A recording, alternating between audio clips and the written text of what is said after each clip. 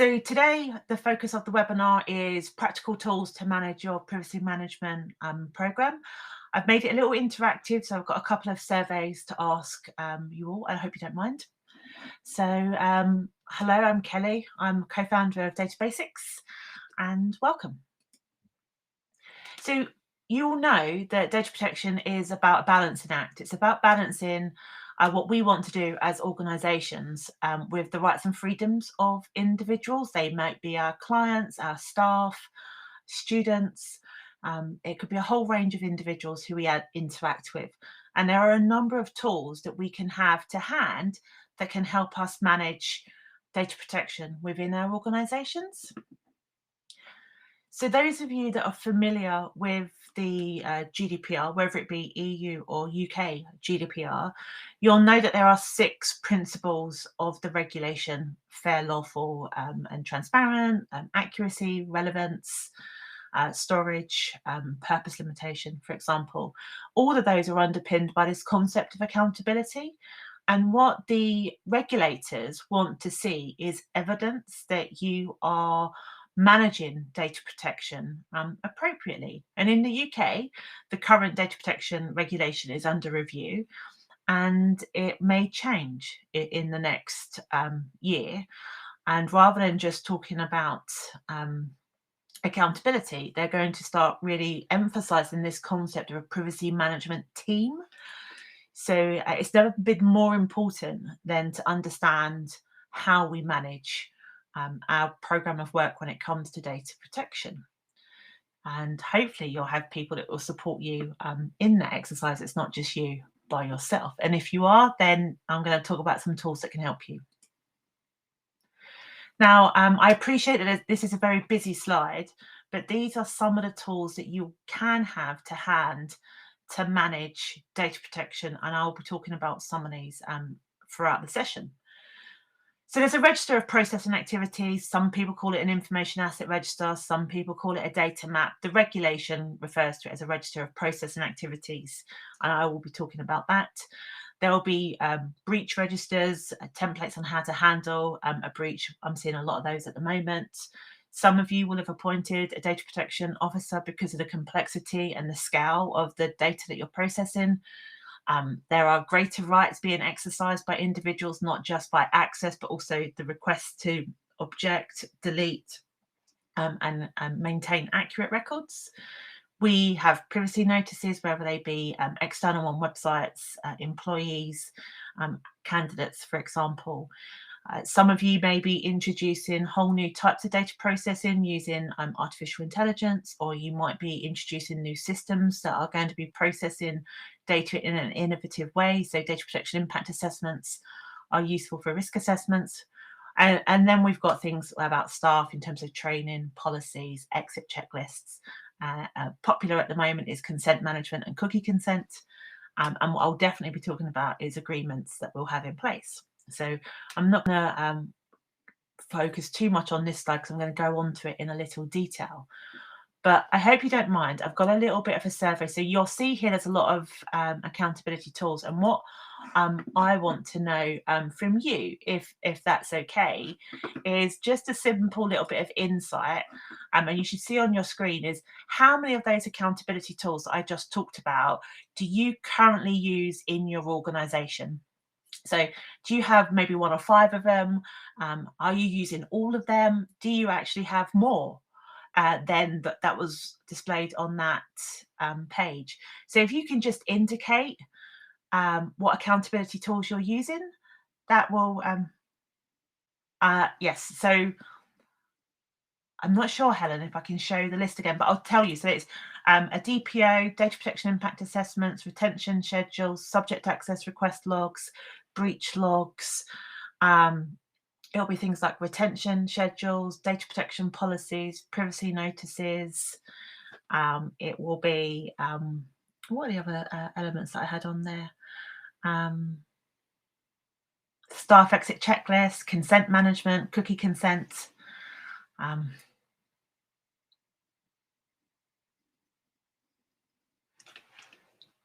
And there's no right or wrong answer because it will entirely depend on the size of your organisation. It's just for me to get a little bit of insight as to where you all are.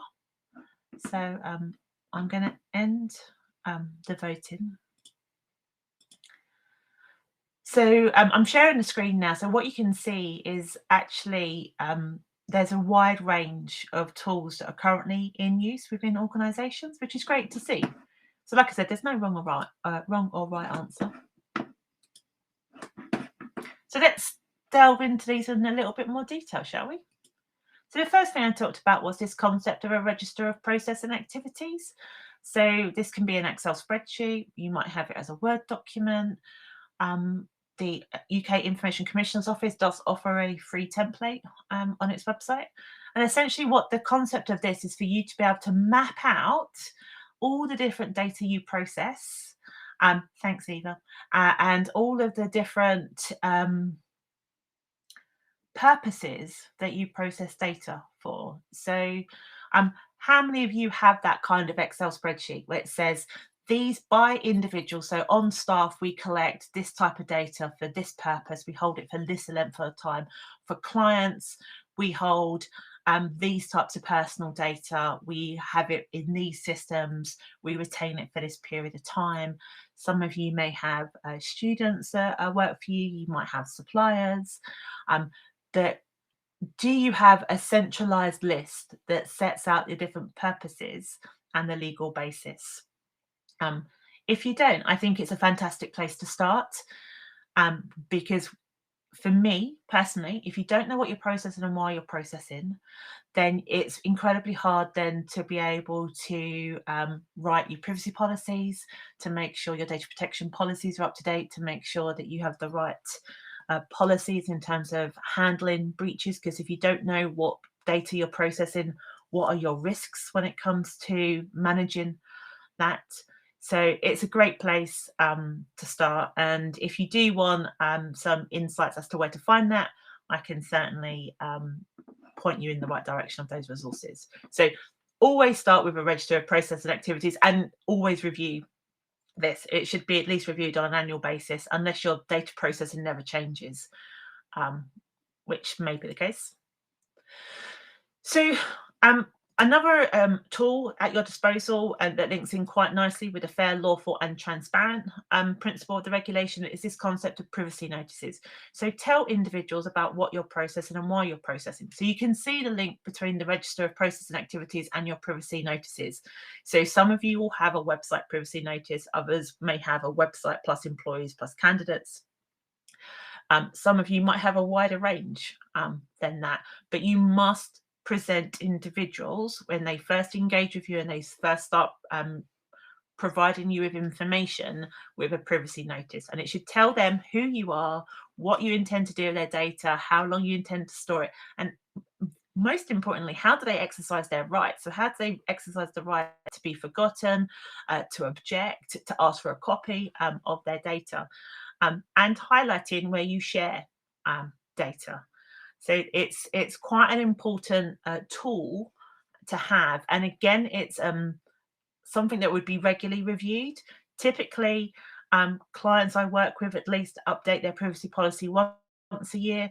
If they have quite a lot of activity going on, they might update it 2 or 3 times a year. So register of process and activities, privacy policies. And then an area that I know quite a few people struggle with is this concept of retention. It's not the listing down what the retention periods are, it's the practicalities of actually making retention work. So if you have a retention schedule, what is your prompt? What is your reminder to actually manage that retention? So what the law says is that you shouldn't be holding personal data for longer than is necessary. So some of your decision-making processes will be when something becomes at the end of its life cycle, you'll have a decision to make, which is called a disposition decision. And you'll be asked to say, well, do you want to archive that information? Do you want to anonymize that data because the outcome information is important? Do you need to delete it? And if that deletion is shredding or is it an actual deletion from an electronic system? How are you going to do that? And how are your staff going to know the retention schedules.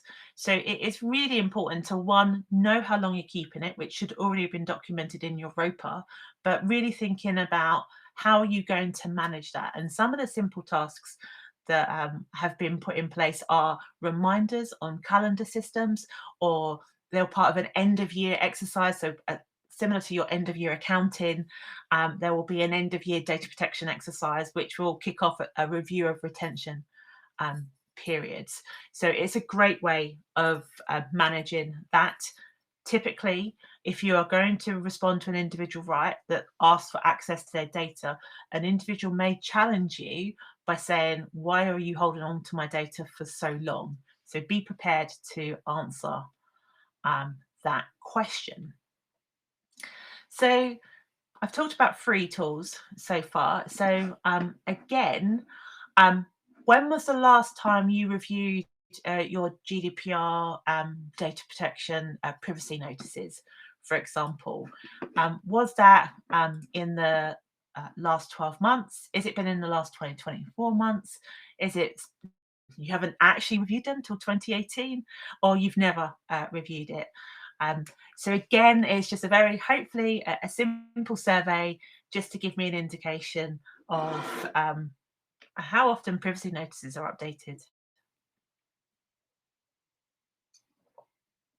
And again, be mindful that depending on what your business is and the type of data you're processing, some of you actually may not need to review it every year. It might be every 12 to 24 months.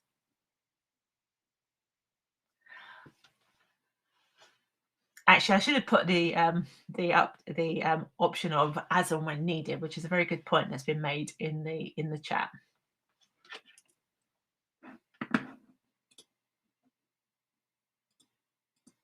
So as you can see, typically you are reviewing it in the last 12 months, and some of you have reviewed in the last 24 months. There are some websites I go onto when I am just trying to find out information, and I will always check their privacy policy, and some haven't been updated since 2018. And again, think about the message that is telling individuals. Are you honestly saying that even though we've gone through a pandemic, nothing has changed since 2018? I would argue that things have changed. Now, what I am seeing quite a lot of at the moment is breaches and data breaches occurring from phishing scams or suspected ransomware attacks. So the initial reaction to a data breach is absolute panic. It's like, oh, we've had a data breach. What do? We need to report it to the Information Commissioner or your supervisory authority if you're not based in the UK. But what's useful to have is a process so that your staff know what to do in the event of a suspected data breach.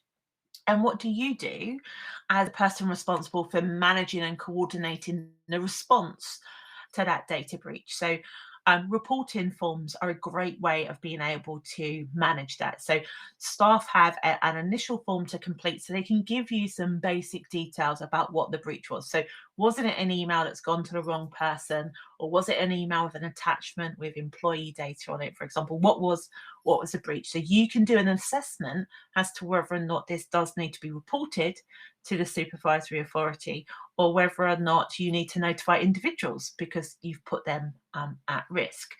So breach forms are a really great way of being able to evidence your decision-making process. Hopefully it's supported by a breach policy, and then logging that approach in the log file.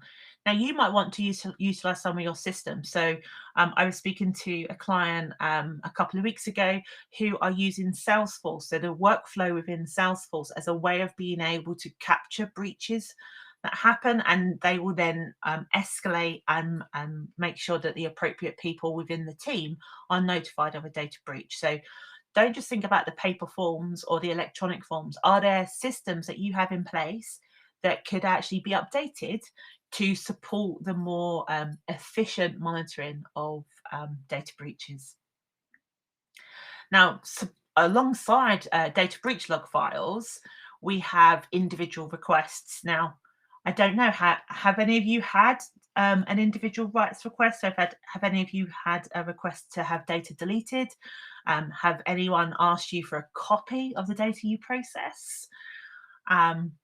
If you have, and I can see some typing going on, they can be quite a really challenging process. Some are quite easy, some can be incredibly complex.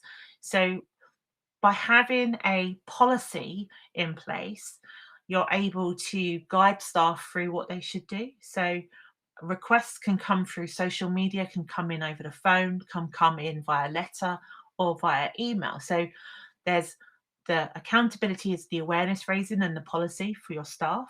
It's then how do you document in a log file that such a request has come in and how you're managing that. And actually, some of you may also want to have template response letters to say, this is how we acknowledge a request. This is then the subsequent responses in terms of, do we need to have clarification as to who they are? Do we want a response to go back to them and say we've actually fulfilled their request? So response letters and a log file allow you to have that global view of how you are managing individual rights. And it's a good way for your staff, if you're not there, your staff to be able to go to and look, if of course you have staff. So again, I've got another survey question, which I hope you don't mind. So would you say that your staff would be familiar with being able to identify a breach or an individual rights request if it was to come in? And hopefully this is a simple yes, no. And again, if it's a no, it might be that staff need to be trained, for example. Or it may be that staff would, I don't know, a breach when it's happened, but they wouldn't know an individual right request when it comes in. And again, I'm not going to judge anybody on this. It's just good to have that kind of insight, because not everyone does. I've gone into organizations and staff may have accidentally sent an email to somebody that happens to have an attachment on it, and they have that oops moment, but they haven't actually told the data protection lead that it's happened. So they know they've had the breach, but they don't know what to do when it happens.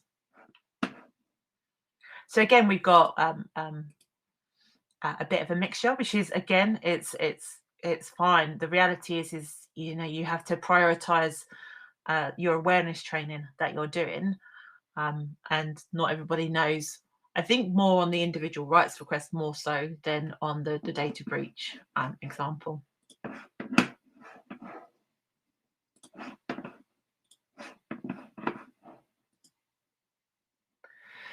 Now, what I have seen a lot of, and it is a requirement within the GDPR, is if you are introducing new systems or you are introducing new processes that are going to process data for a new purpose, the regulation asks you to consider, do you need to conduct a data protection impact assessment? So what they're looking at is, are you using new innovative technology? Are you going to analyze or collect data in a new way? Are you going to be collecting data on vulnerable adults? Is it biometric data? There's a whole list both on the ICO website as well as on other supervisory authorities about what would be a requirement for a data protection impact assessment. But from a tool perspective, for what you want to use it for, it's a great way of doing a risk assessment.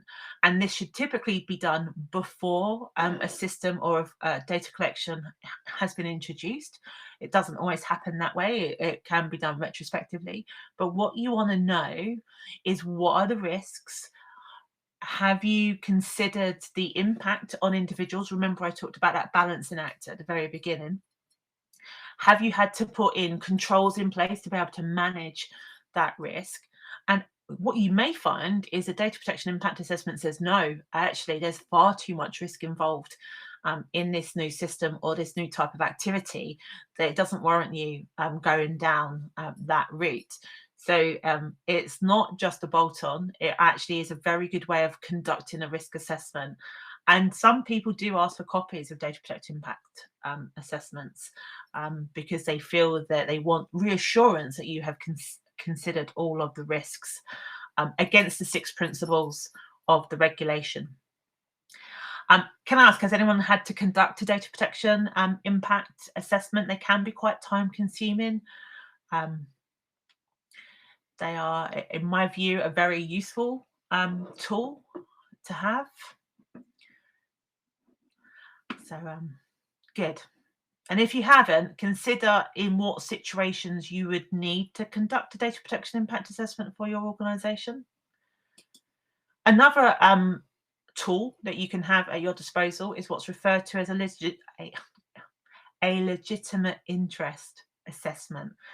Now, if you've done your register of process and activities, you'd have looked at your legal basis, and one of your legal bases might be legitimate interest.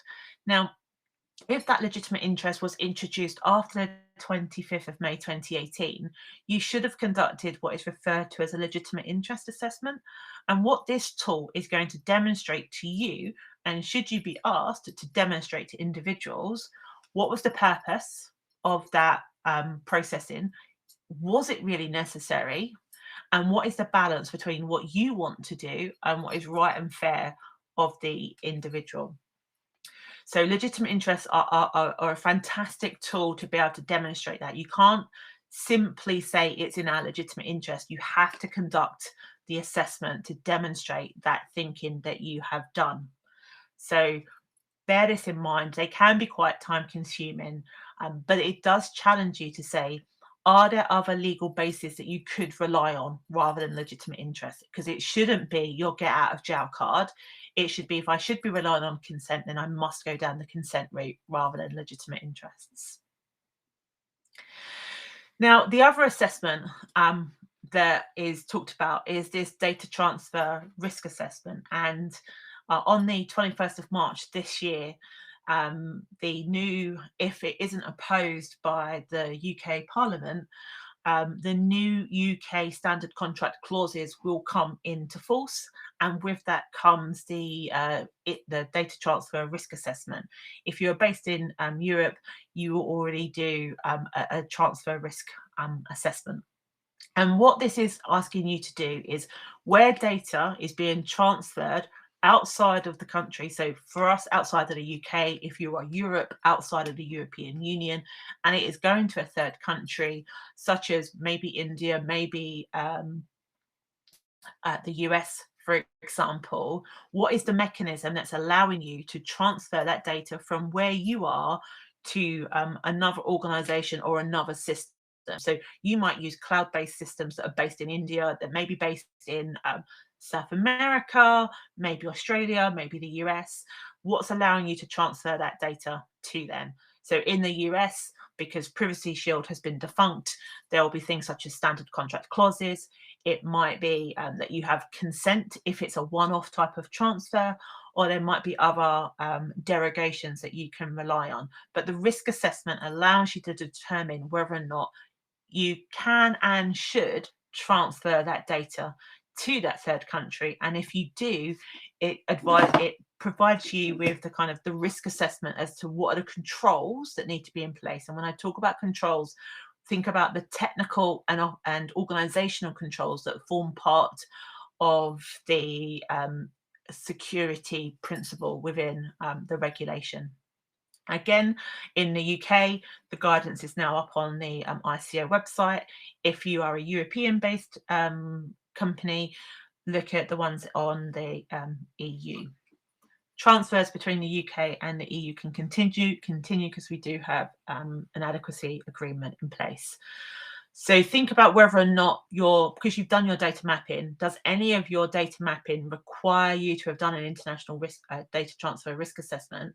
And more importantly, look at the UK's international data transfers, because you have a 2-year transition period between now and 2024 to transition your contracts to the new UK ones. And if you are a European company and you are relying on the previous European standard contract clauses, they were changed last year. You have until December this year to update your contracts that involve international data transfers. So there will be some work to do in that respect. So in the chat box, do you think that you need to conduct a data transfer risk assessment? A simple yes or no would be great.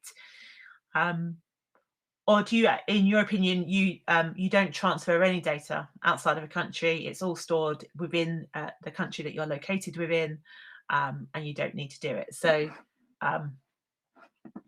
do you need to conduct, in your opinion, data transfers? I'll pull it up here as well, just in case it's easier to answer on the slide. So yes, no, or you're unsure.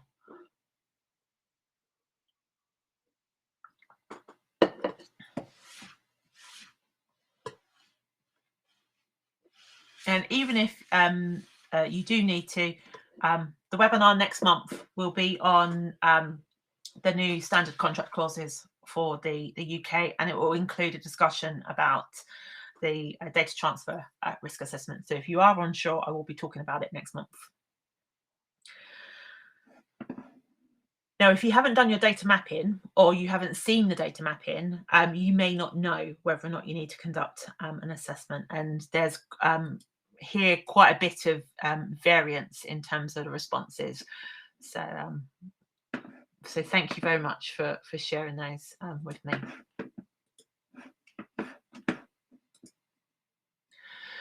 So if you know the type of organization, so you will all be data controllers. Now, some of you may contract work with other data controllers. So the work that you do might be research driven. You might do collaborative pieces of work. And there might be this concept that you are both data controllers. So you might have a joint controller contractual agreement, or you might have a data sharing agreement, and these can only be done between controller and controller. So if you are a data processor, you'll have to have a data processing agreement. So it's important that you understand the roles of the other companies that are you are working with when data is being shared with them. So are they being instructed by you, therefore they are a data processor? Are you both determining the purposes of how data is going to be used, therefore you will be data controllers? And a data sharing agreement might be a way of being able to clearly stipulate how data is going to be shared, where it's going to be shared to, what's the mechanism of sharing, and how secure that is. They are a fantastic document, and typically will last a couple of years, but will have review points in there. So you may have data sharing agreements already in place with some of your organizations that you work with. Now, you may also have organizations that you have instructed to process personal data on your behalf. And these might be, for example, payroll providers, or an external marketing company that you're sending a data list to, or it might be you've instructed a market research organization to do some analysis of your customer base, for example, which involves you sharing your customer data with that market research company. And you may, with that, require a data processing agreement. And this is where you are going to stipulate to your supplier, this is how you expect them to process your personal data on your behalf. So what's the data? How long can they store it for once they've finished working with you? Who is the data? Is it employees? Is it customer data? And how secure do you want that data to be? So are you wanting them to demonstrate they've trained their staff? What security protocols are you expecting them to demonstrate? Is it ISO 27001? Is it a lesser amount of security? Or some of you, in fact, may be data processors, and you may be receiving these agreements that you are signing on behalf of your clients. So when you're looking at this document, can you, hand on your heart, answer the questions that say, yes, we can keep our data safe, we do train our staff, we can delete it when it's no longer required? So you may be a data processor. And again, think about how often these documents are reviewed, and they will typically get updated if the law changes. So again, my question is to you is, are your contracts and agreements up to date? Now, you may not actually contract any work externally in terms of processing, asking a company to process data on your behalf, but you may do. So if I could just ask you, are your contracts and agreements up to date? Or may it be that you just don't know because it's not you that's responsible for the contracts. It might be your legal team, it might be another member of your organization, and it might require you to go back away and say, how up to date are we? Because remember, the Marriott data breach was involved multiple supply chain that caused the breach. So you want to know where your data goes in that supply chain, and is that supply chain got the appropriate contracts in place? So do consider that. And again, there is variance in the response, which is not surprising to be honest. I do see that mixture when I do ask clients in an audit, when was the last time you checked your contracts? So it's not surprising that another good tool to have is to be able to educate your staff. So you will have, I assume, data protection policies that you've asked your staff to sign. They may have signed them when they first started with you. How often do you provide refresher training to your staff? You can document that. You can state the date that you've done the training, what was recovered, who attended that. Do you, for every new member of staff that's onboarded, do you provide them with induction-based data protection training? And for the more significant roles, and for here I'm thinking maybe IT, HR, finance, for example, do you provide them with more specialist training? So, how would you expect them to manage a data breach? How would you expect them to manage and respond to a subject access request? So do you provide more specialist training to the those roles? And then for me, a good way of being able to demonstrate if there was to be a breach to the commissioner or the supervisory authorities, how do you embed that content with your staff? So you've done the training, fantastic. What happens next? Do you roll out any kind of data protection communication process that says every 3 months we're going to push out a different message to staff based on what we know? So we've seen an increase in phishing scams. We're going to send out a message to staff about awareness of phishing scams. You might have starting to think about retention. So you're going to push out a message to say it's almost the end of the financial year. Please, can you start looking at your files, electronic and paper, if you have those. We're going to start going through the deletion process of data we no longer need. So think about how you are going to continuously reinforce the data protection messages, because it helps you. It makes your job a lot easier, to be perfectly honest, if your staff are more aware of the processes and the messages that you have to share. A fantastic tool to be able to prove that you are on top of your compliance program, or in fact there are gaps, is an annual audit. You might want to do it every 1 year, you might do it every 2 years, but an audit allows you to check where you are when it comes to the law and your policy. So you might have a whole suite of policies and contracts and procedures, but in real life, how are they followed? So an audit allows you to look at the policies and compare what happens in real life. Now, you might want to reinforce this through staff surveys. You might want to do a look at your register of processing activities and then compare it to your privacy notices. You might want to do a search of filing systems on SharePoint or on Google Drive or whatever it is, the systems that you have, to say our retention policy says we should only be keeping client data for 6 years after the end of the contract. I've got a list of clients that we finished working with 8 years ago, and yet I can still see their data on the server. So think about how you would conduct an audit to make sure that you identify the gaps. And there's nothing wrong with identifying a gap, because it's an opportunity for you to then to say, this is what our focus will be for the year ahead. So they are, for me, some of the real key tools that you can rely on. What I haven't covered in this session is things like consent management.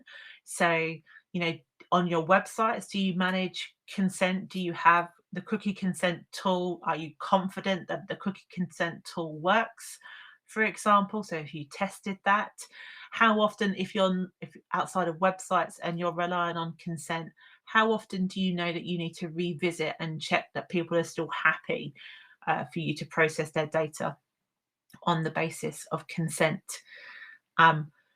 When staff leave your organization, do you do a staff exit process? Do you know that you have got everything back from that member of staff? And I'm not just talking about the technology. I'm talking about, if they've been working at home for the last 2 years, is there any potential that they might have accessed work data from a personal device? So a staff exit checklist is a great way of being able to evidence that they have confirmed that they have nothing that relates to your business on any of their personal devices and stuff. So, those are the tools that should help you with your privacy management program, some of which you might think they're not appropriate for you because of the size or the complexity of your business. But they are all ones that are worth consideration, and then you documenting why you don't need to use those.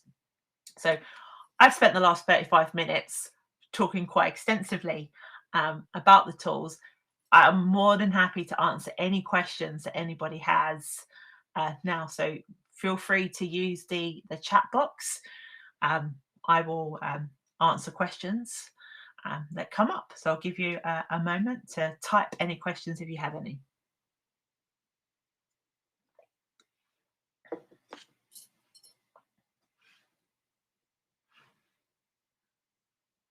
No one's typing. So if you don't have questions, but maybe you prefer to ask me a question outside of the webinar, that's also cool. Has it been useful? That'd be quite good to know. Is there anything that you thought I was going to cover that I haven't covered?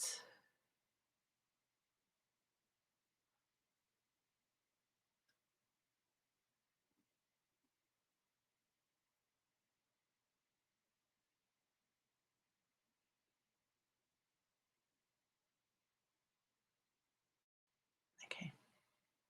So whilst I can see some typing going on, my little 60 seconds about us, we have a catalog. If you do want to see how we can support any of the accountability tools that I have talked about, you can download it from our website. Obviously, you can't click this link because it's not interactive, but you'll have the slides and you'll be able to, should you wish.